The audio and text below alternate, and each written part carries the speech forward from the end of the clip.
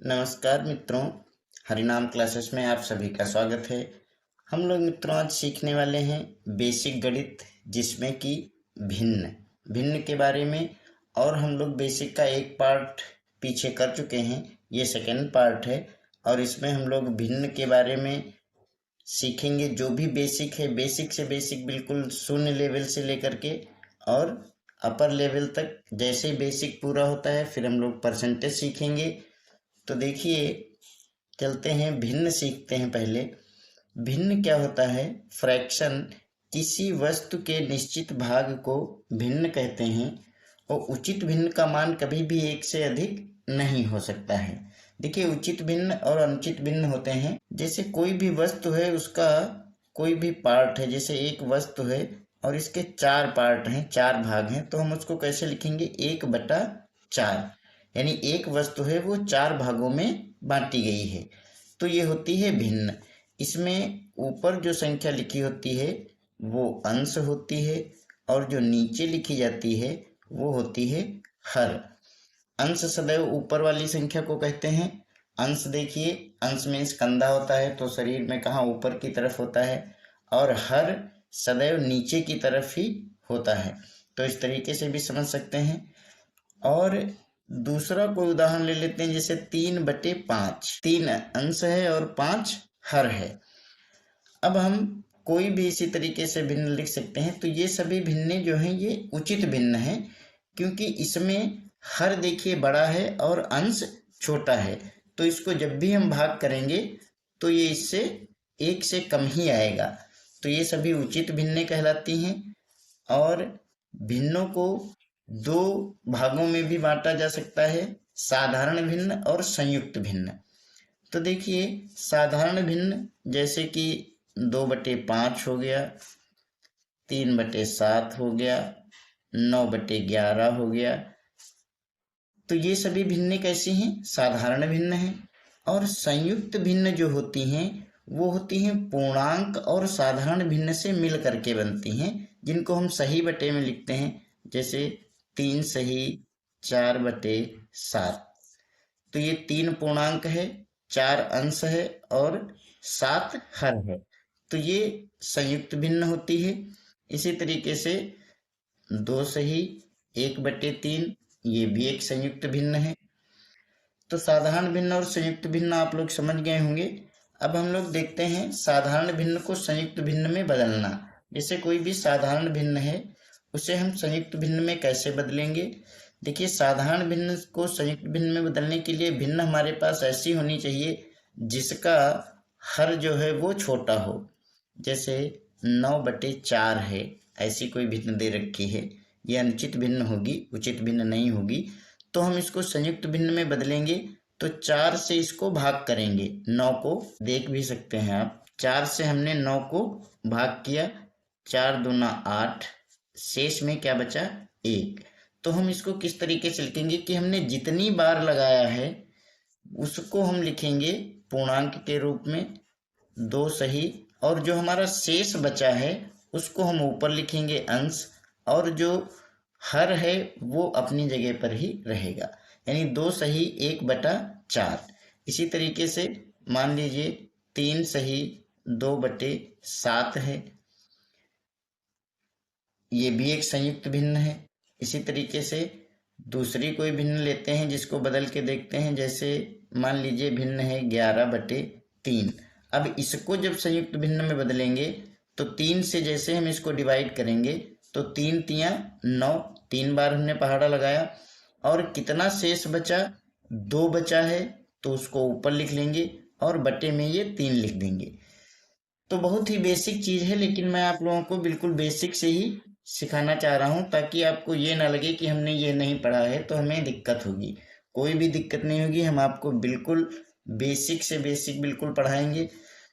देखिए, यहाँ पर पॉइंट टू रिमेंबर क्या है पीटीआर में, भिन्नों को हल करने से पूर्व सदैव संयुक्त भिन्न को साधारण भिन्न में बदलना पड़ता है।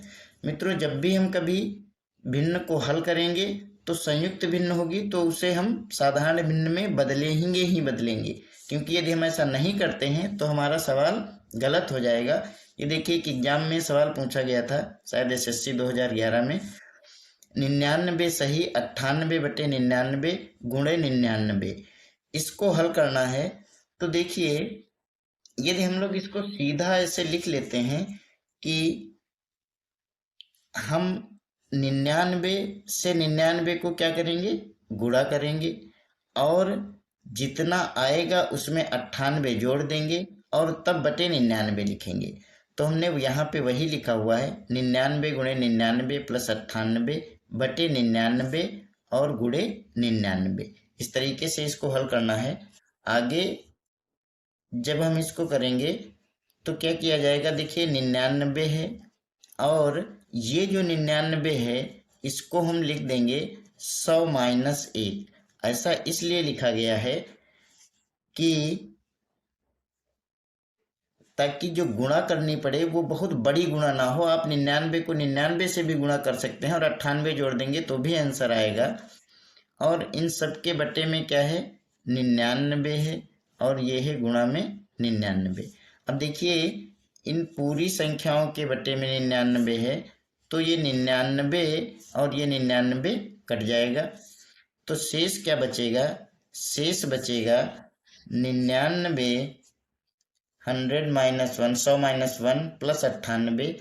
तो हम क्या करेंगे, इनकी गुणा कर लेंगे। 99 और 100 की गुणा बहुत ही आसान, आप जानते हैं 99 के आगे 2 शून्य लगा देंगे, माइनस 99 की 1 से गुणा हो जाएगी तो 99 आएगा और प्लस 98। यहाँ पे एक चीज़ आपको ध्यान रखनी है, देखिए जब भी ब्रैकेट्स खोलते हैं तो ब्रैकेट्स के पहले जो भी संख्या होती है तो ब्रैकेट के अंदर जितने भी पद होते हैं सबको गुणा करते हैं। जैसे 99 का पहले 100 से गुणा हुआ और उसके बाद चिन्ह और फिर 99 का जो दूसरा पद है 1 उससे भी गुणा किया गया।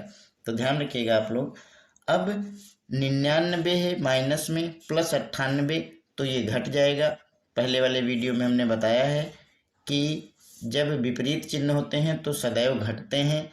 तो जब घटेगा तो 1 बचेगा और चिन्ह कौन सा लगेगा, यहाँ पर ये 99 9900 लिख लिया और यहाँ पे चिन्ह लगेगा बड़ी संख्या का। जो बड़ी संख्या है उसी का चिन्ह लगाते हैं -1।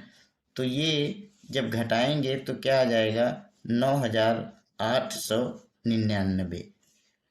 घटाना तो इसको आप लोगों को आता ही होगा, नहीं तो मैं वो भी बता दे रहा हूँ। देखिए 9900 से 1 घटाना है तो 1 इकाई है तो यहाँ पर लिखेंगे और इसको घटाएंगे 10 में से 1 गया 9, यहाँ पे बचा 9, यहाँ से हमने हासिल लिया था तो 8 बचा और ये 9, 9899। बहुत ही बेसिक सी चीज़ है। तो देखिए ये क्वेश्चन आराम से सॉल्व हो गया। इसी तरीके से हम लोगों को करना है।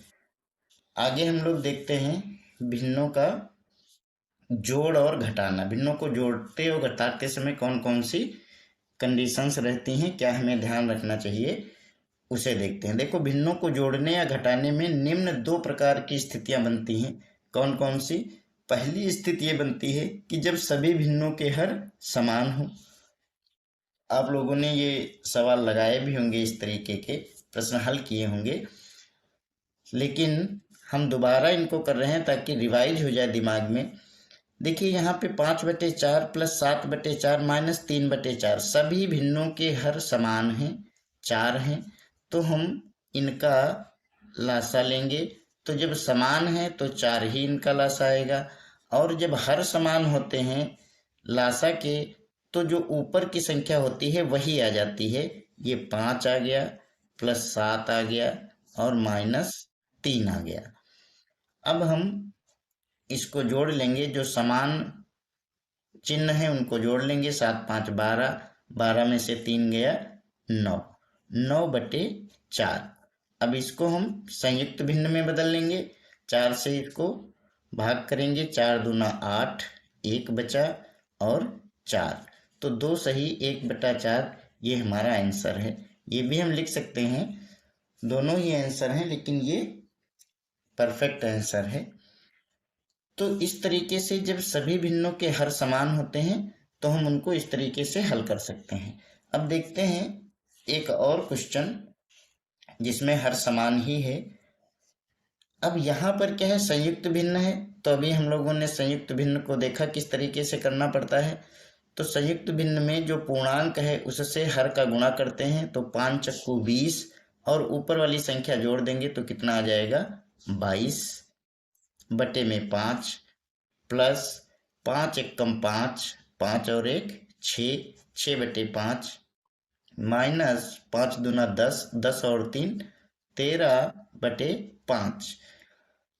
अब यहाँ पर देखिए ये साधारण भिन्न में हो गया। अब हम इसमें लासा लेंगे तो लासा कितना आ जाएगा 5 ही आ जाएगा। और जब लासा और हर समान होते हैं तो ऊपर वाली संख्या एज इट इज लिख दी जाती है, 22 प्लस यहाँ पर 6 आएगा माइनस 13 आ जाएगा। अब हम इसको जोड़ेंगे और घटाएंगे। जोड़ने के लिए क्या है, देखिए 22 प्लस 6 जुड़ जाएगा, दोनों प्लस चिन्ह है, तो 22 6 28 और 28 में से 13 गया तो कितना बचा 15, 15 बटे 5। अब यहाँ पर देखिए ये संख्या एक दूसरे से कट जा रही, विभाजित हो जा रही है, 5 एकम 5, 5 तिहाई 15, तो बराबर कितना आ गया 3/1। तो 3/1 को हम 3 ही लिखते हैं क्योंकि प्रत्येक संख्या के बटे में यदि 1 होता है तो फिर एक पार्ट सभी का होता है। इसका मतलब है कि 3 जो है वो एक जगह बटा, भिन्न का मतलब है 3/1 यानी 3 एक जगह बटा है, तो फिर वो पूरा 3 ही रहेगा। तो ये हमारा फाइनल आंसर है।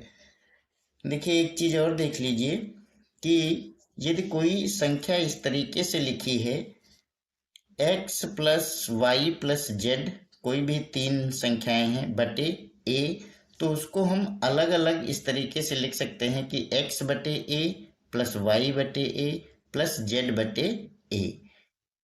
यही इन भिन्नों में किया गया है। देखिए मान लीजिए इसको x मान लेते हैं, x बटे a प्लस वाई बटे a माइनस जेड बटे a, तो इनको सबको x plus y minus z बटे a इसी रूप में लिखा गया है ऊपर।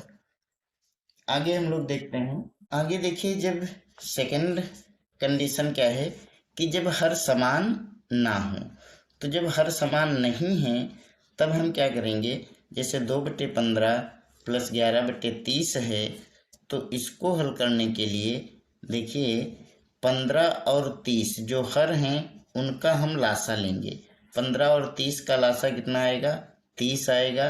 1 मिनट में आपको लासा लेना भी बता देता हूँ।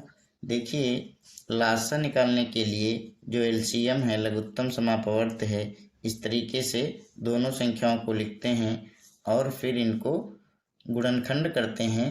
तो सबसे पहले देखते हैं ये 2 से कट जाएगी, एक संख्या नहीं कटेगी, उसको ऐसे ही उतार देंगे। 2 से 30 को काटेंगे, 15 आएगा, 2 एकम 2, 2 पंचे 10। और फिर ये 2 से नहीं कटेगी तो हम देखते हैं 3 से कटेगी, 3 पचे 15, 3 पचे 15, तो 5 आ गया। अब दोनों ये 5 से कट जाएंगी, 5 एकम 5 एकम। तो इसका जो लासा है लघुत्तम समापवर्त है वो कितना आएगा 2 तिहाई 6 पंचे 30। और यही लासा हमने ले लिया है। अभी हम लासा लेने के लिए थोड़ा सा आपको और भी बताएंगे, पहले सवाल हल करते हैं। तो 15 से क्या करते हैं, जो हर होता है उससे जो लासा हम लेते हैं उसको भाग करते हैं। तो 15 से 30 को भाग करेंगे तो कितना आएगा 2 आएगा। और मित्रों जो 2 आएगा उस संख्या को ऊपर वाली संख्या से गुणा कर देंगे, तो यहाँ पर आ जाएगा 4। 15 दूना 30 और 2 दूना 4।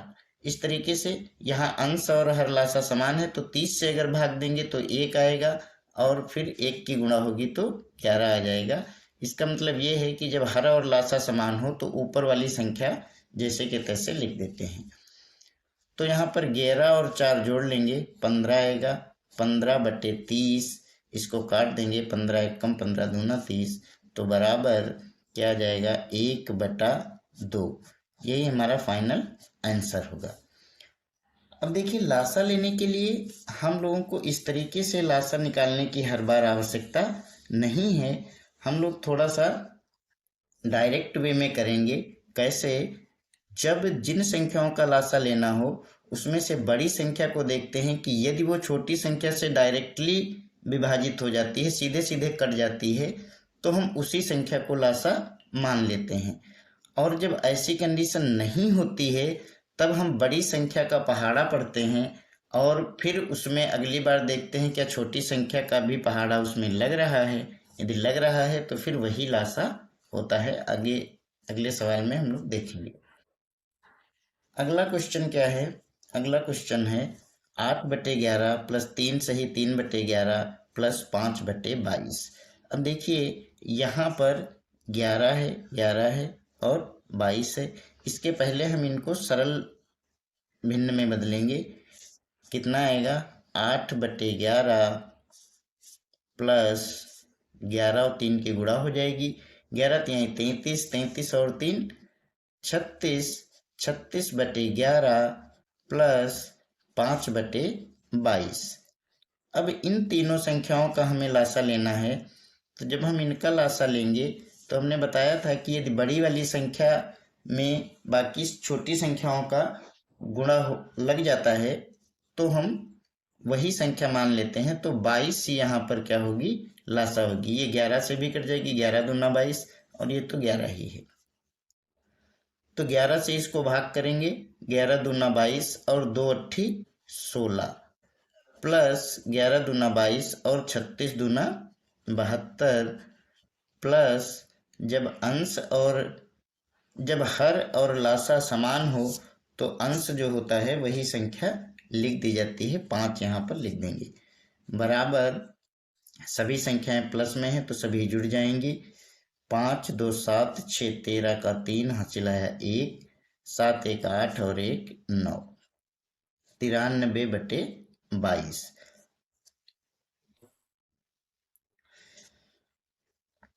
अब यहाँ पर देखिए 22 से कोई भी संख्या ये सीधे डायरेक्ट कट नहीं रही है तो हम 22 से इसको भाग करेंगे। कितनी बार लगेगा? 22 चक्कू 88 होता है, 4 बार लगा। शेष कितना बचा? 88 और 5 93, तो 5/22।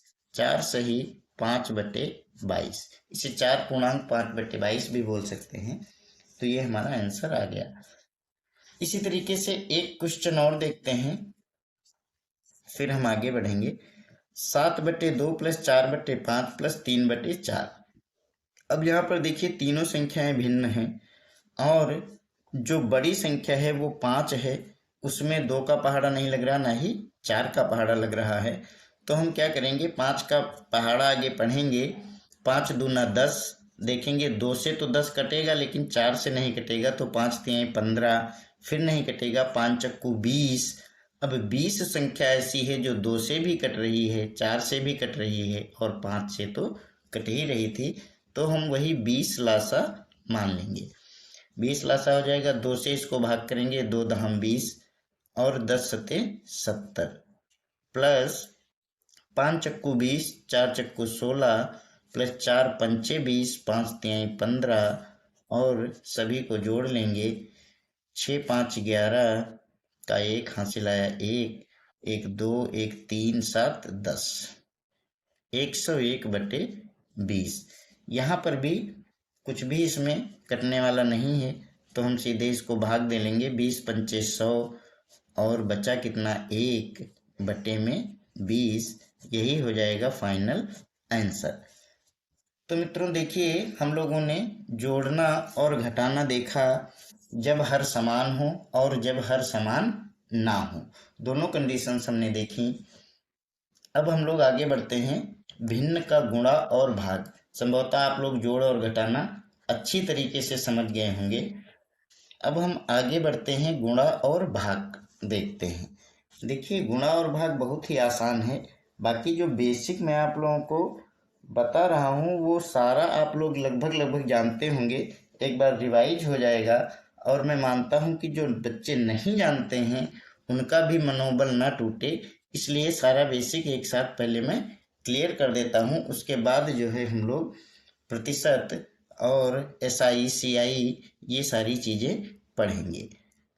तो देखिए मित्रों, 5 × 4/3 × 7 इस तरीके का कोई गुणा करना है तो हम सीधा ऊपर संख्या, देखिए ये हम देख लेते हैं कि ऊपर से नीचे कोई संख्या अगर कट रही हैं तो फिर उनको हम काट लेते हैं। नहीं कट रही हैं तो ऊपर ऊपर का गुणा और नीचे नीचे का गुणा कर लेते हैं। तो यहाँ पर 5 चक्कू 20 और नीचे 7 तिरियां 21, तो 20/21 यही फाइनल इसका गुणा आ जाएगा। अगला देखिए, ये है 4×12/36×2। अब यहाँ पर क्या कंडीशन है, यहाँ पे देखिए ये 12 और 36 भी कट रहा है, तो 12 × 12, 12 × 3 = 36, 3 से तो 4 नहीं कटेगा लेकिन 2 से कट जाएगा, 2 × 1 = 2, 2 × 4, तो कितना बचेगा, 2 × 1, 2 × 1 = 2 और 3 × 1 = 3, यानी क्या आ जाएगा आंसर 2/3।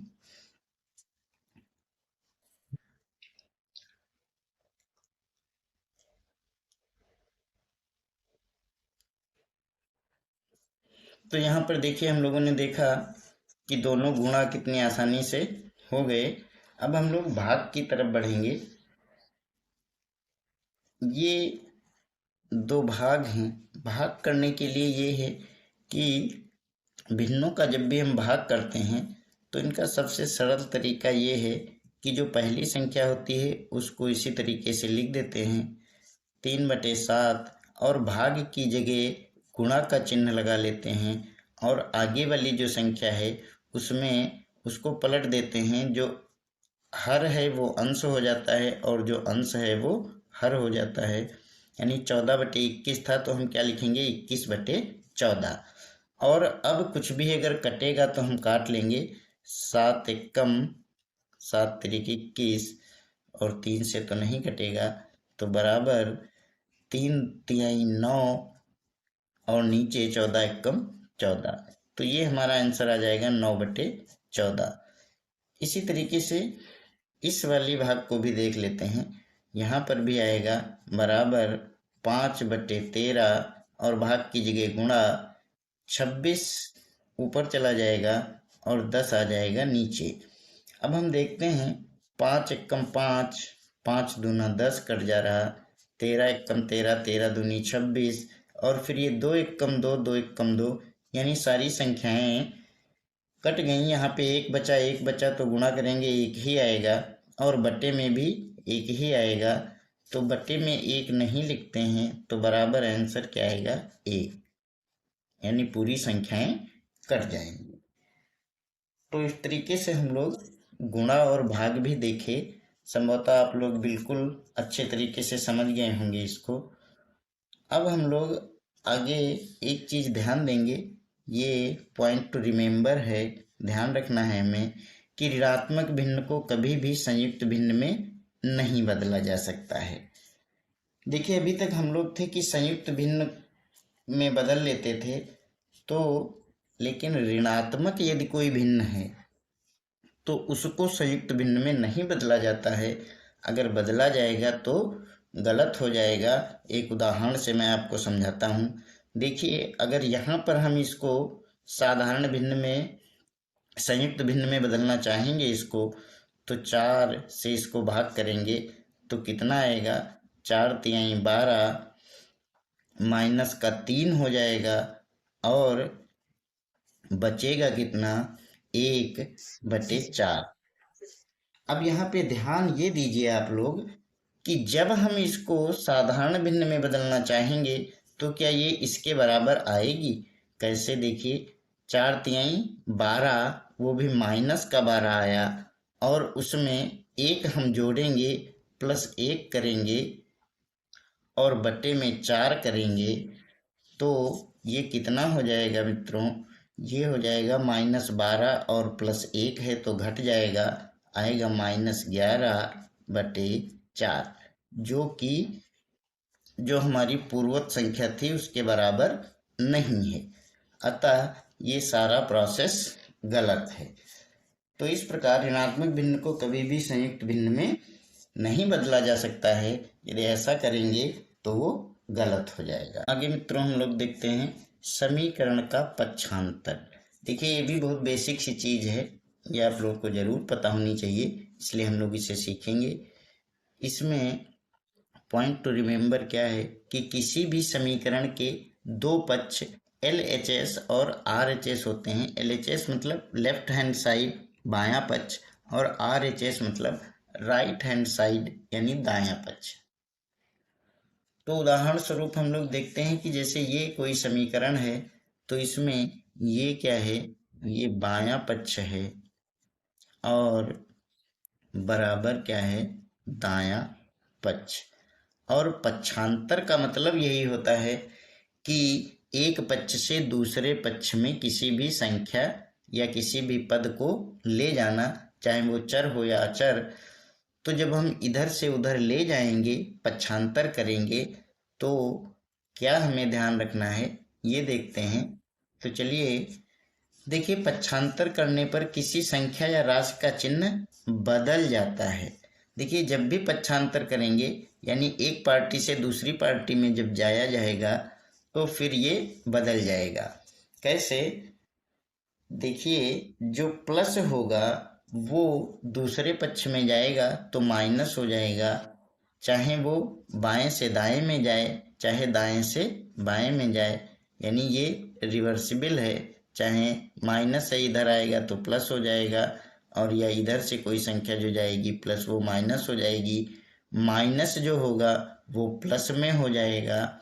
यानी कि चिन्ह बदलेंगे तो गुणा है तो दूसरी तरफ जा कर के भाग हो जाएगा, और यदि कोई संख्या इधर भाग में है तो दूसरी तरफ वो गुणे में चली जाएगी। इसी तरीके से वर्ग है तो वर्गमूल हो जाएगा, और यदि वर्गमूल है तो फिर वो वर्ग हो जाएगा। जब हम आगे सवाल हल करेंगे अभी एग्जाम्पल इसके, तो हमको और भी क्लियर हो जाएगा। लेकिन हमें पहले इतना ध्यान रखना चाहिए कि पक्षांतर करने पर किसी भी राशि या संख्या का चिन्ह जो है वो बदल जाता है। अब ये पहला पार्ट क्या है, x का मान ज्ञात करो।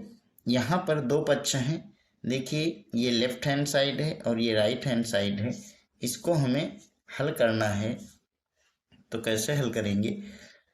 जब इन समीकरणों को हल करते हैं तो हमें जिस राशि का मान ज्ञात करना होता है उसे हम लेफ्ट हैंड साइड में रखते हैं जनरली। तो ये 5x है और यहाँ पर ये है 6x/4। तो इसको जब हम यहाँ लाएंगे तो इसके पहले कोई चिन्ह नहीं है, मतलब प्लस का चिन्ह है। ये पहले वाले वीडियो में हमने बताया भी है। -6x/4 हो जाएगा। फिर ये बराबर, और इस पक्ष में ये 15 है और इधर से -11 है, दूसरी तरफ जाएगा तो क्या हो जाएगा, +11।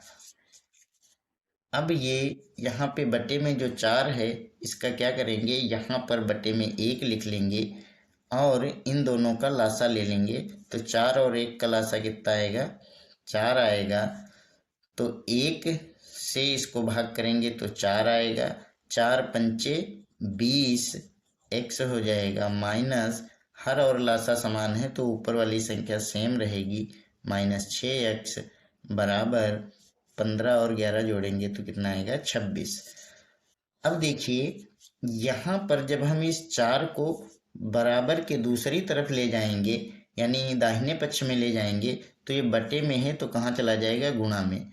तो ये हो जाएगा 20x माइनस 6x बराबर 26 गुणा 4।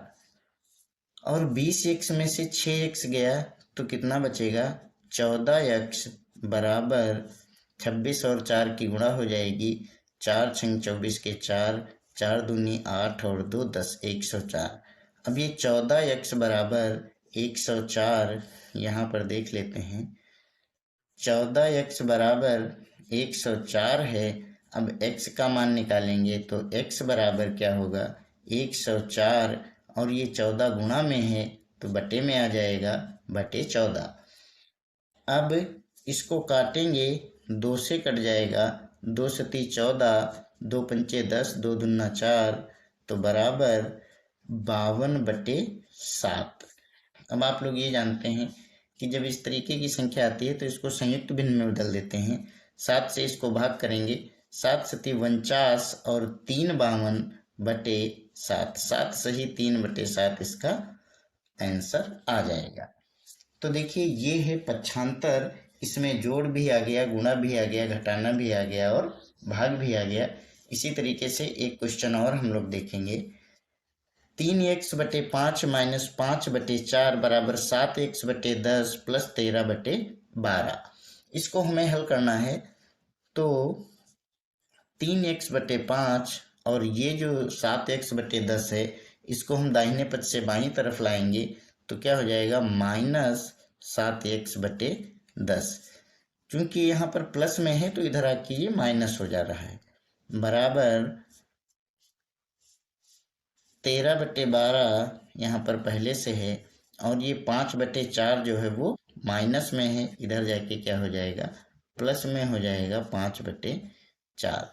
अब हम दोनों तरफ हल करेंगे, 10 और 5 का लासा लेंगे तो 10 आ जाएगा, 5 दूना 10 और 2 तिहाई 6, x माइनस समान है हर और लासा तो ऊपर वाली संख्या 7x ले लेंगे, बराबर 12 और 4 का लासा लेंगे तो 12 आ जाएगा, 12 एकम 12 तो 13 ही आएगा यहाँ पर, और यहाँ 4 तिहाई 12 और 3 पचे 15। तो देखिए हल करेंगे इसको, 6x माइनस 7x। अब दो विपरीत चिन्ह है, ये प्लस है ये माइनस है, तो घट जाएगा, 7x में से 6x जाएगा, 1x बचेगा, और चिन्ह कौन सा रहेगा, माइनस का। देखिए चिन्ह बहुत ध्यान रखना है, क्योंकि अगर चिन्ह को हमने ध्यान नहीं रखा तो सब गड़बड़ हो जाएगा। 15 13 28/12। अब यहाँ पर ये बटे में है तो -x बराबर, ये कहाँ चला जाएगा, गुणा में चला जाएगा, 28 गुणा 10 और बटे में है 12। अब इसको हम हल कर लेंगे, 4 तिहाई 12 और 4 सते 28। अब कुछ नहीं कर रहा है तो हम लिखेंगे क्या, 7 दहम 70, 7 और 10 की गुणा हो जाएगी और बटे में आएगा 3। अब 3 से जब हम इसको भाग करेंगे तो कितना आएगा, 3 से देखिए जब इसको भाग करेंगे तो 3 दूना 6, 1 बचा 10 हो गया, 3 तिहाई 9, तो बचा कितना, 1 और बटे में 3। तो ये -x बराबर 23 सही 1/3 है। इसे हम ये भी लिख सकते हैं कि x बराबर -23 सही 1/। अब हम लोग सीखेंगे तिर्यक गुणा। तिर्यक का मतलब है तिरछी, और तिरछी गुणा कैसे करते हैं, देखिए जब P/Q बराबर R/S हो तो क्या हो जाएगा, P इंटू S बराबर R इंटू Q, यानी ये गुणा इससे हो जाएगी और ये इससे हो जाएगी। इसमें ये हमें ज़रूरी नहीं है कि हम P इंटू S पहले लिखें या R और Q पहले लिखें, कोई भी मान इधर लिख सकते हैं, दोनों ही बराबर है। चाहे P इंटू S बराबर R इंटू Q लिखें, चाहे R इंटू Q बराबर P इंटू S लिखें, दोनों ही मान बराबर हैं। इनको हम लोग RQ बराबर PS भी लिख सकते हैं। ये पिछले वीडियोज में हम लोगों ने सीखा है कि गुणन को किस तरीके से अलग अलग लिखा जा सकता है। अब हम लोग देखेंगे कुछ उदाहरण तिर्यक गुणा करने के। तो देखिए जैसा कि अभी हम लोगों ने सीखा है कि तिर्यक गुणा कैसे, ये इस तरीके से गुणा हम करते हैं। तो 12 से इसकी गुणा होगी तो हम लिख लेंगे 12 और 4 + 7x। ये 12 ब्रैकेट्स के अंदर है, इसका मतलब ये लगा नहीं है, फिर भी यहाँ पर गुणा का चिन्ह है, बराबर 11 इंटू 6x + 2, 11 और इसकी गुणा हो जाएगी। अब जब हम दोस्तों इसको खोलेंगे ब्रैकेट्स को तो 12 और 4 की पहले गुणा होगी, 12 चक्कू 48 प्लस 12 सती 84x बराबर 11 छक्का 66x प्लस 11 दूना 22। अब हम पक्षांतर करेंगे, जैसा कि अभी पीछे हम लोगों ने सीखा है, 84x है और ये 66 एक्स इधर आएगा तो माइनस में हो जाएगा, बराबर ये 22 है और ये 48 है, इसको हम इधर ले जाएंगे तो -48 हो जाएगा। तो ये 84 में से 66 घट जाएगा, एक प्लस है एक माइनस है, तो 14 में से 6 गया 8 और 7 में से 6 गया 1। ये बड़ी संख्या है तो प्लस ही रहेगा, बराबर 48 में से 22 जाएगा तो यहाँ पर बचेगा 6 और 2। चिन्ह रहेगा बड़ी संख्या का, क्योंकि जो बड़ी संख्या है वो माइनस है, इसलिए -26 रहेगा। अब x बराबर हम क्या लिखेंगे, देखिए -26 है और ये 18 इधर गुणा में है तो दूसरी तरफ बटे में चला जाएगा। अब हम इसको काट लेंगे, जो भी कटेगा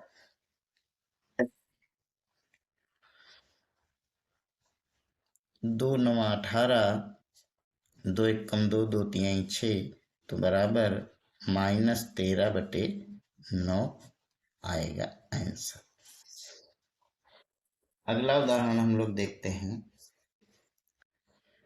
कि 3/4 बराबर 9 + 8x/2x + 6 गुणा होगी तिर्यक, तो 3 से गुणा करेंगे इसको, 3 ब्रैकेट में 2x + 6 बराबर 4 ब्रैकेट में 9 + 8x। अब हम इनको ब्रैकेट्स को खोलेंगे जब, तो 3 दूना 6x + 6 3 18 बराबर 4 9 36 + 8 चक्कू 32 x।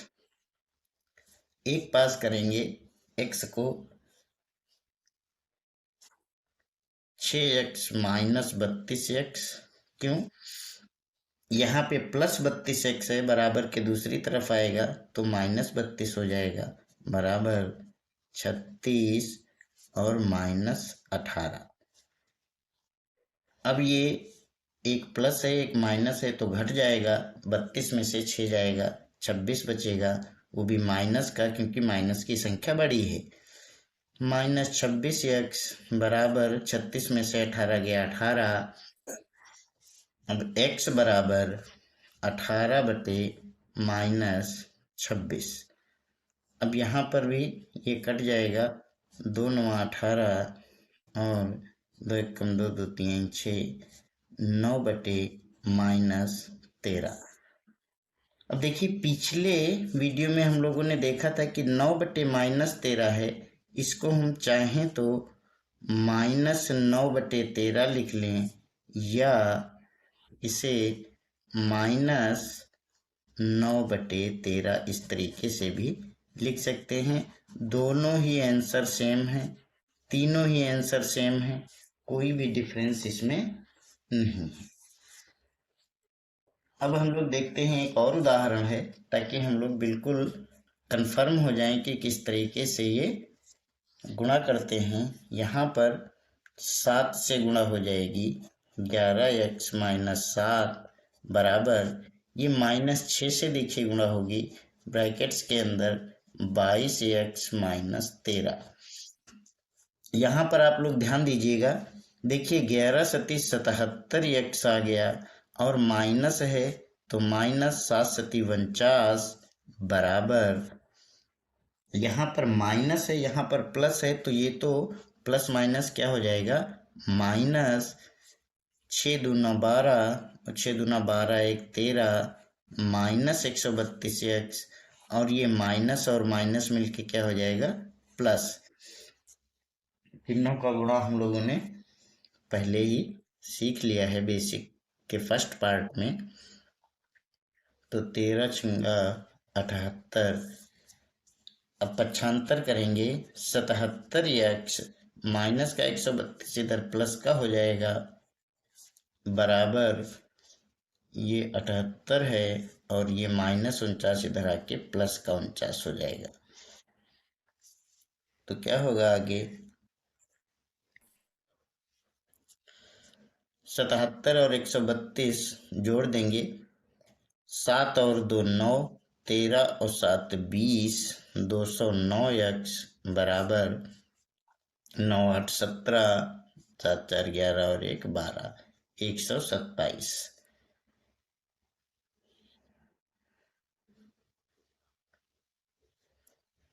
अब x बराबर क्या आएगा, 127 बटे 209। इसे भी हम काटने की कोशिश करते हैं, लेकिन ये संख्या 127 और 209 ये दोनों किसी से कटेगी नहीं, तो ये यही इसका फाइनल आंसर हो जाएगा। तो देखिए हम लोगों ने तिर्यक गुणांक सीखा। संभवतः आप लोग बहुत अच्छी तरीके से इसको समझ गए होंगे कि तिर्यक गुणांक किस तरीके से हम लोग करते हैं। अब हम लोग आगे देखेंगे दशमलव भिन्न के बारे में। देखिए दशमलव भिन्न कुछ उदाहरणों से हम लोग समझते हैं। दशमलव भिन्न क्या है कि 0.7 है जैसे, तो इसको हम लोग कैसे लिख सकते हैं, इसको बराबर लिखते हैं कि 0.7 और बटे में जो ये दशमलव है यहाँ पर 1 लिखते हैं और दशमलव के बाद जितनी संख्याएं हैं उतना हम 0 बढ़ा लेते हैं, तो ये दशमलव जो है वो खत्म हो जाता है, यानी बराबर 7/10। इसी तरीके से 0.56 है। देखिए इसको दशमलव के बाद पॉइंट के बाद हम सीधे पूर्ण संख्या नहीं पढ़ते हैं, क्योंकि पूर्णांक नहीं होता है, ये एक पार्ट होता है, इसलिए 0.56 पढ़ा जाता है। 0.56 बराबर 0.56 बटे दशमलव के नीचे 1 लिखेंगे और ये 2 0 बढ़ा देंगे, तो ये दशमलव खत्म हो जाएगा, बराबर 56/100 आएगा। इसी तरीके से 0.05 है, इसको भी हम लोग लिख सकते हैं 0.05 बटे पॉइंट के नीचे 1 और 2 0, तब ये खत्म हो जाएगा और 5/100 आएगा। इसको काट भी लेंगे, 5 1 कम 5 दूना 10, तो बराबर क्या आएगा 1/20। तो ये दशमलव भिन्न है, इनको हम लोग इस तरीके से करते हैं। आगे दशमलव भिन्न के बारे में कुछ और चीज़ें देखते हैं। इसका पॉइंट टू रिमेम्बर है कि दशमलव के बाद किसी संख्या के दाहिनी ओर शून्य का कोई महत्व नहीं होता। दशमलव के बाद यदि कोई संख्या है और उसके दाहिनी ओर देखिए जैसे 0.7 है, तो 0.7 के आगे हम चाहे 1 0 लगाएं चाहे 2 0 लगाएं, वो मान इसका बराबर उतना ही होगा, चाहे हम इसको 0.70000 इतने भी 0 कर दें तो भी इसका मान 0.7 के ही बराबर है। ये सभी मान बराबर हैं, तो इसीलिए दशमलव के बाद किसी संख्या के दाहिनी ओर शून्य का कोई महत्व नहीं होता है। आगे हम लोग देखेंगे दशमलव भिन्न की तुलना। दशमलव भिन्न की तुलना कैसे करते हैं, जब दशमलव बिंदु के बाईं ओर पूर्णांक आपस में बराबर हों तो जिस संख्या में पहले बड़ा अंक आएगा वह संख्या बड़ी होगी। कैसे, उदाहरण देखते हैं कि 5.03, देखिए ये संख्या 5 है और यहाँ पर भी ये जो संख्या है 5.00046554।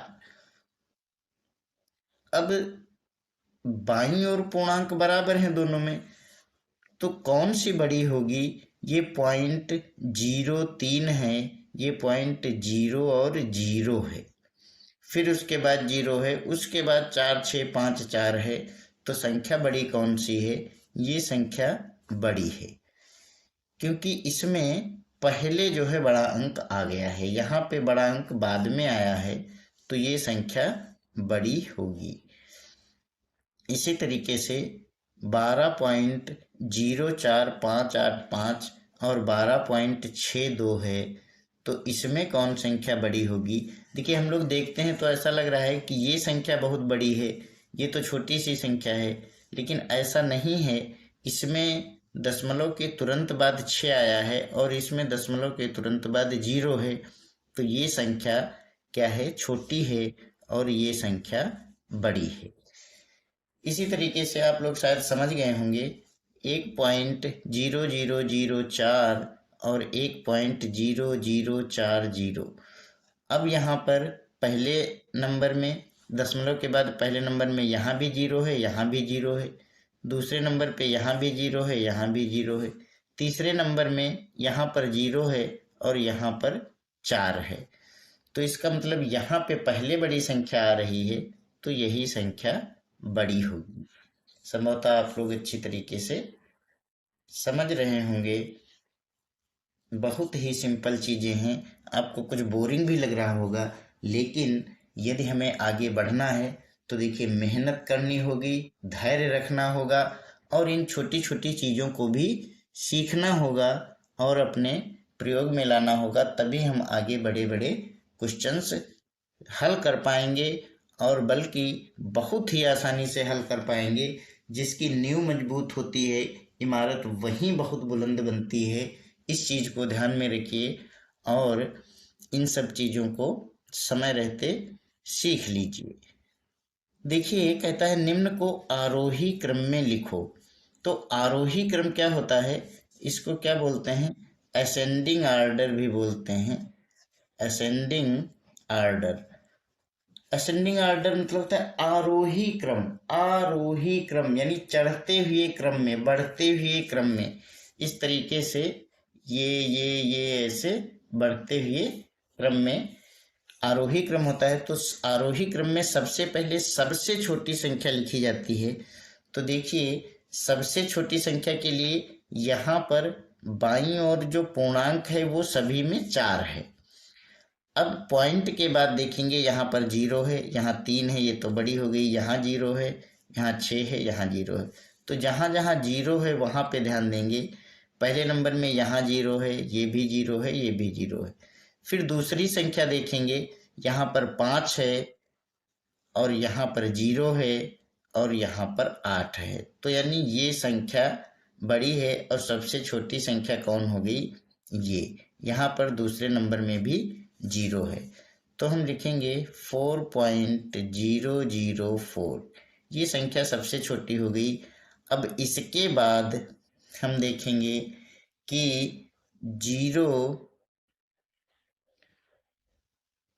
4.08 है ये और ये 4.05 है। तो कौन संख्या इसमें बड़ी होगी, ये बड़ी होगी। तो फिर इसके बाद हम लिखेंगे 4.050, ये इससे बड़ी है। और फिर इसके बाद आएगा 4.088, ये संख्या। अब देखिए ये सबसे छोटी संख्या है, फिर ये बड़ी है और फिर 5 से बड़ा कौन है, 8 है। अब हम आगे देखेंगे दो संख्याएं बढ़ती हैं, 4.340, 4.670। तो ये सबसे बड़ी संख्या हो जा रही है और फिर ये उससे छोटी है। तो 4.340, 4.670 उसके बाद आ जाएगा। तो ये हो गया आरोही क्रम, यानी बढ़ते हुए क्रम में पहले सबसे छोटी संख्या, फिर उससे बड़ी, फिर उससे बड़ी, फिर उससे बड़ी और अंत में सबसे बड़ी। ये आरोही क्रम है। अब हम आगे देखते हैं मित्रों अवरोही क्रम। अवरोही क्रम क्या है, इसी का उल्टा क्रम है, यानी कि घटते हुए क्रम में ऊपर से नीचे की ओर, तो अवरोही क्रम है। तो यहाँ पर सबसे पहले सबसे बड़ी संख्या हमें लिखनी है। तो 7.0, 7.4, 7.0, 7.6, 7.0। आगे की संख्या हम अभी नहीं देख रहे हैं। तो 7.6 सबसे बड़ी मिल रही है, तो हम इसको सबसे पहले लिख देंगे 7.653। और इसके बाद फिर 7.450 और इसके बाद फिर हम देखेंगे कि 7.0 है यहाँ पर, 7.05, 7.00, 7.05।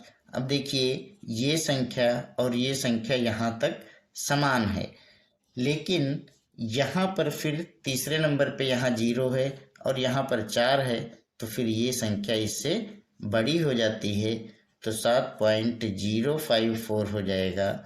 फिर उसके बाद में 7.050 होगा, इसको लिखेंगे। और अंत में फिर सबसे छोटी संख्या 7.005, इसको लिख देंगे। तो ये हो गया अवरोही क्रम। अब अवरोही क्रम में भी व्यवस्थित हो गया। अब दशमलव भिन्न का जरा हम जोड़ और घटाना देखेंगे कि कैसे करेंगे। बहुत ही सिंपल है, आसानी से आप लोग देख लीजिए कि 120.45 में 18.075 तथा 105.005 जोड़िए। इस चीज में बहुत से बच्चे गलती करते हैं, कभी कभी हम लोगों से भी गलती हो जाती है। तो मित्रों, क्या करना है, इसको पहले एक संख्या लिखते हैं 120.45, इसके बाद ये है 18.075। तो देखिए पॉइंट लगाएंगे और फिर इकाई की जगह इकाई लिखेंगे, दहाई की जगह दहाई लिखेंगे, और पॉइंट के बाद जो संख्याएं हैं उनको इस तरीके से व्यवस्थित कर लेंगे। तीसरे नंबर में है 105.005, तो ये 5 है इकाई, दहाई में 0 है और सैकड़े की जगह 1 है। इस तरीके से लिख लेंगे इसको। 0.005 ये हमने नोट कर लिया और अब हम इसको जोड़ लेंगे। जब इनको जोड़ना है आसानी से, यहाँ पर कुछ नहीं है तो हम 0 बढ़ा सकते हैं। ऊपर हम लोगों ने सीखा है कि दशमलव के बाद किसी संख्या के दाहिनी ओर शून्य का कोई महत्व नहीं होता, तो हम उसे लिख भी सकते हैं और नहीं भी लिख सकते हैं। अब जोड़ लेंगे, जैसे कि सिंपल जोड़ते हैं बिल्कुल उसी तरीके से इसको भी जोड़ना है, कोई भी डिफरेंस नहीं है। 5 और 5 10 का 0, हासिल आए 1, 5 1 6, 7 13, हासिल आए 1 4 1 5, फिर पॉइंट 8 5 13 का 3 और हासिल आया 1 2 1 3 1 4 1 1 2। तो ये आया हमारा 243.530। अब मित्रों इसी तरीके से एक दूसरा क्वेश्चन है, थोड़ा सा ध्यान दीजिएगा कि 25 मीटर में 12 मीटर 20 सेंटीमीटर जोड़ना है। तो देखिए 25 मीटर है पूरा और यहाँ पर 12 मीटर है 20 सेंटीमीटर है, तो कैसे लिखेंगे। देखिए ये हो गया 25 मीटर और इसके नीचे लिखेंगे 12 मीटर है जो, फिर जो सेंटीमीटर है वो यानी कि 1 मीटर में 100 सेंटीमीटर होते हैं, तो 0.20 यहाँ पर लिखेंगे। और ऊपर अगर कुछ नहीं है तो चाहे तो पॉइंट लगा करके 0 कर सकते हैं, कोई इसमें डिफरेंस नहीं है। चाहे हम 25 लिखें या 25.00 लिखें, एक ही बात है। अब हम इसको जोड़ लेंगे, बच्चा भी जोड़ देगा कोई। 0.527 और 213, तो ये हो जाएगा 37 मीटर 20 सेंटीमीटर या 37.20 मीटर। तो संभवतः आप लोग दशमलव भिन्न का जोड़ और घटाना भी सीख गए होंगे। हम लोगों ने भिन्नों की तुलना भी सीखी है, आरोही क्रम अवरोही क्रम सीखा है। अब हम देख लेते हैं भिन्नों का घटाना, किस तरीके से हम घटाते हैं। देखिए घटाने में क्या है, 5.426 में से 0.05468 घटाइए। तो हम पहले ये संख्या लिख लेंगे 5.426 और फिर हमें घटाना क्या है, दशमलव के दाहिनी ओर सभी संख्याएं हैं तो हम दशमलव लिखेंगे और उसके दाहिनी ओर ही सभी संख्याएं लिखेंगे 0 5 4 6 8 और हम इसको इस तरीके से घटा लेंगे, कोई दिक्कत नहीं है। ऊपर हमने बताया था दाहिनी ओर हम शून्य बढ़ा सकते हैं, इसमें कोई भी डिफरेंस नहीं होता है। तो ये 10 में से यहाँ पे 0 है, यहाँ क्या करेंगे, यहाँ से दहाई लाएंगे, 10 हो जाएगा। 10 में से 8 गया 2, यहाँ पे बचेगा 9, 9 में से 6 गया 3, यहाँ बचे 5 में से 4 गया 1 और यहाँ पर दोस्तों 2 है तो यहाँ से दाई ले आएंगे 12, 12 में से 5 गया 7, यहाँ पे बचेगा 3, पॉइंट और ये 5। तो ये हमारा फाइनल आंसर आएगा 5.37 132। तो इस तरीके से हम इसको घटा सकते हैं। अब हम लोग देखेंगे मित्रों दशमलव भिन्न का गुणा। बहुत ही सिंपल है, आप लोग शायद जानते भी होंगे और सोच रहे होंगे कि ये हमें क्या बता रहे हैं सर। देखिए हम लोग मित्रों ऐसा जो है बेसिक से कर रहे हैं कि जिसको कुछ भी ना आता हो वो भी सीख जाए इसको देख करके। गुणा हम लोग सिंपल करते हैं, 4.2 गुणा 0.5 है तो हमें गुणा 5 से ही करना है। 5 दूना 10 का 0 हासिल आया 1, 5 चक्कू 20, 20 और 1 21। अब हमें क्या देखना है कि दशमलव के दाईं ओर यहाँ पर कितने अंक हैं, 1 अंक है। यहाँ दशमलव के दाईं अंक कितना है, 1 अंक है। यानी कि इन दोनों अंकों को हम जोड़ लेंगे, 2 अंक हो गए। और इधर से देखेंगे 1 अंक, 2 अंक और यहाँ पर दशमलव लगा देंगे तो ये आ जाएगा फाइनल आंसर। इसी तरीके से यहाँ जब हम गुणा करेंगे तो 3 पचे 15 और 3 एकम 3 1 4। अब यहाँ पर देखते हैं दशमलव के बाद 1 अंक है, यहाँ दशमलव के बाद 3 अंक हैं तो हमें 4 अंक पहले दशमलव लगाना है। यानी 1 2 और जितने अंक कम पड़ते हैं उतने शून्य हम बाईं ओर लगा लेते हैं और तब दशमलव लगा देते हैं। तो हमारा आंसर आता है 0.0045। इसी तरीके से यहाँ गुणा करेंगे तो 1 पंचे 5 ही आएगा, लेकिन संख्याएं कितनी हैं, 1 2 3 4 5 6। तो 6 अंक पहले लगाना है। यहाँ पे 1 अंक है तो हम 5 शून्य बढ़ाएंगे यहाँ पर और ये पॉइंट लगा देंगे। यही हमारा फाइनल आंसर हो जाएगा। तो देखिए मित्रों ये है दशमलव भिन्न का गुणा। परिचित होंगे आप लोग, नहीं तो सीख लीजिए। आगे जब दशमलव भिन्न को 10 के गुणांकों से गुणा करते हैं, देखिए 10 के गुणांकों से जब हम गुणा करते हैं तो दशमलव क्या होता है, 1 अंक दाहिनी ओर बढ़ जाता है। इतना आप लोग ध्यान रखिए, यदि 1 शून्य है तो 1 अंक दाहिनी ओर दशमलव बढ़ जाएगा। यानी 53.56 ये आंसर आएगा। अगर आप लोग सोचते हैं कि ऐसा कैसे होता है तो हम एक उदाहरण भी देख लेते हैं एक बार। 5.356 गुणा 10 से करेंगे तो 0 से गुणा करेंगे तो आप लोगों को पता है 0 ही आएगा। किसी भी संख्या को शून्य से गुणा करते हैं तो शून्य ही आता है, चाहे वो कितनी भी बड़ी संख्या हो। इसके बाद पहली संख्या के नीचे क्रॉस और दूसरी संख्या से 1 से गुणा करेंगे तो सेम वही संख्याएं आएंगी। इनको जोड़ लेंगे 0 6 5 3 5। अब हमने अभी जैसे कि ऊपर गुणा करना सीखा है कि दशमलव के दाहिनी ओर जितने अंक हैं वो गिन लेंगे 1 2 3। यहाँ तो कोई है नहीं तो 1 2 3 अंक गिन के यहाँ पे दशमलव लगा देंगे। तो देखिए 53.560 आया है, 53.56 यहाँ पे आया है। तो यानी कि ये जो है 1 अंक आगे दशमलव बढ़ जाता है, बस 1 शून्य था इसलिए। अब यहाँ पर देखिए क्या है, 2 शून्य हैं तो हम समझ लेते हैं कि 2 अंक आगे बढ़ेगा दशमलव। यानी कि 5 ये यहाँ पे है 1 2 यानी 546.7 ये आएगा। इसी तरीके से यहाँ पर 3 जीरो हैं तो 5 9 5 4 पॉइंट 0 लिख सकते हैं, बस यही आंसर आ जाएगा। यहाँ पर क्या है कि 1 2 3 4 शून्य हैं और दशमलव 3 ही अंक पहले है तो यानी 1 अंक और बढ़ना चाहिए। तो हम क्या करेंगे, पूरी संख्या लिखेंगे और इसके बाद 1 और शून्य लगाएंगे।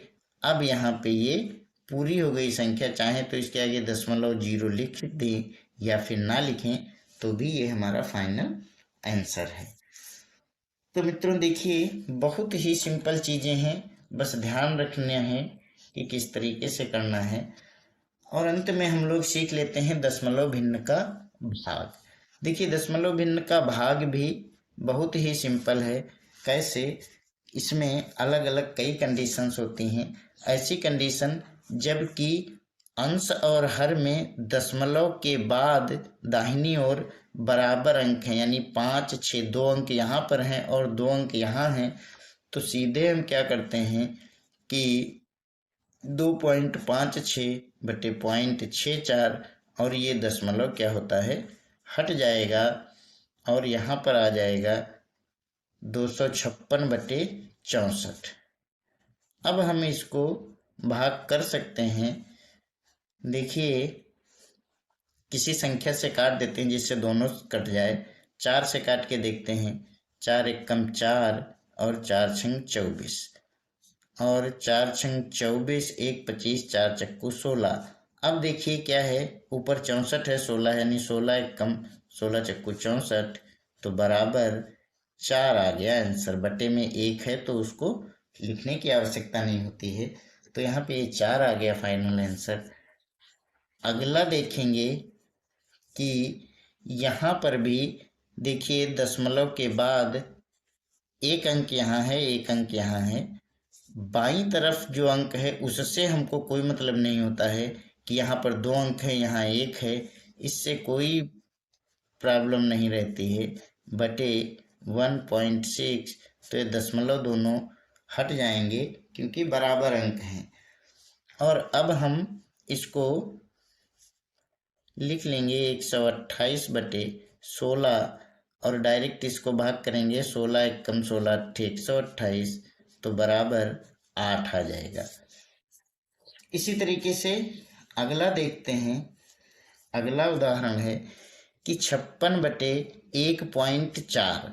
अब यहाँ पर जो कंडीशन है, ऊपर पॉइंट है ही नहीं, केवल नीचे है, तो दशमलव के बाद यहाँ पर देखेंगे कितने अंक हैं, 1 अंक है, तो हम ये दशमलव हटा करके और ऊपर की ओर 1 शून्य बढ़ा देते हैं। यानी यदि अंश में, यदि हर में है दशमलव तो दशमलव हटाएंगे तो अंश में बढ़ा देंगे, और यदि ऐसी कंडीशन होगी कि अंश में होगा तो आगे देखेंगे उदाहरण। तो अभी ये क्या हो गया, 560 बटे 14, काट के देख लीजिए। 14 एकम 14 चक्कू 56, 0, तो कितना आ गया 40। इसी तरीके से अगला उदाहरण है 22 बटे 0.11, तो बराबर 22 बटे 0.11 है, तो पॉइंट के बाद यहाँ पर 2 अंक हैं, तो ये पॉइंट हटा के ऊपर 2 अंक बढ़ा देंगे, यानी 22 डबल 0 बटे 11। 11 से काटेंगे इसको, 11 एकम 11 दूना 22, तो 0 हैं, तो बराबर फाइनल आंसर आ जाएगा 200। इसी तरीके से अगला देख लेते हैं। ये दशमलव हटाएंगे यहाँ पर 2.5 बटे 10। अभी आप लोग सीख ही गए हैं, दशमलव हटाएंगे तो दूसरी ओर 0 बढ़ाएंगे। 25 एकम 25 चक्कू 100, बराबर 1 बटा 4। अगला है 1.25 अपान 50। तो यहाँ पर 1.25 बटे 50 है, तो बराबर दशमलव के बाद 2 अंक हैं, दशमलव हटाएंगे 2 0 बढ़ा लेंगे, तो हो जाएगा 125 बटे 5000। अब इसको हम भाग करके देख लेंगे। ये 5 से भी कट जाएगा, 25 से भी कट जाएगा, तो 25 से काटते 25 पंचे 125 और 25 दूना 50, 200 हो गया। अभी फिर कट जाएगा 5 एकम 5 चक्कू 20 और 0, बराबर 1 बटा 40। अगला एक और उदाहरण लिया है 4.20 बटे 0.21। अब देखिए यहाँ पर दशमलव के बाद और यहाँ भी दशमलव के बाद अंक बराबर हैं, तो हम लिखेंगे 420 बटे 21। ये दोनों कैंसिल हो जाएंगे दशमलव, और इसमें 21 एकम 21, 21 दूना 42 और 0, तो 20 आंसर आ जाएगा। इसी तरीके से एक और दे रखा है। ये दशमलव के बाद 2 अंक हैं, यहाँ दशमलव के बाद 1 अंक है, तो क्या करेंगे, ये दशमलव अगर हटाएंगे तो यहाँ भी दशमलव 1 0 बढ़ा लेंगे, ये दशमलव हट गया, तो 52/140। अब ये कटेगा, 2 से काट के देखते हैं, 2 दूना 4, 2 छंग 12, 2 से 30 14, अभी 2 से और कटेगा, 2 13 26 और 2 3 6, 2 5 10, तो बराबर आएगा 13/35 और यही फाइनल आंसर हो जाएगा। तो देखिए दशमलव भिन्नों का भाग भी हम लोगों ने देख लिया और बेसिक में लगभग हम लोगों ने सारी चीज़ें कवर कर ली मित्रों। तो संभवतः अब आप लोगों को कोई दिक्कत नहीं होगी। अगले पार्ट में हम लोग प्रतिशत शुरू करेंगे और जो प्रतिशत भी शुरू करेंगे उसमें भी बहुत ही बेसिक से लेकर के शून्य लेवल से लेकर के और अपर लेवल की ओर हम लोग क्वेश्चन हल करेंगे, सारी चीज़ें इसी तरीके से कि आपको बिल्कुल समझ में आए।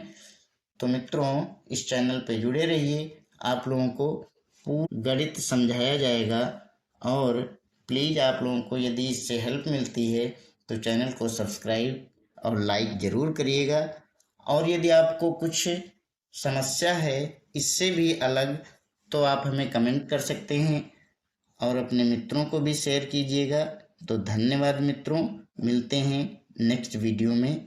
Thank you.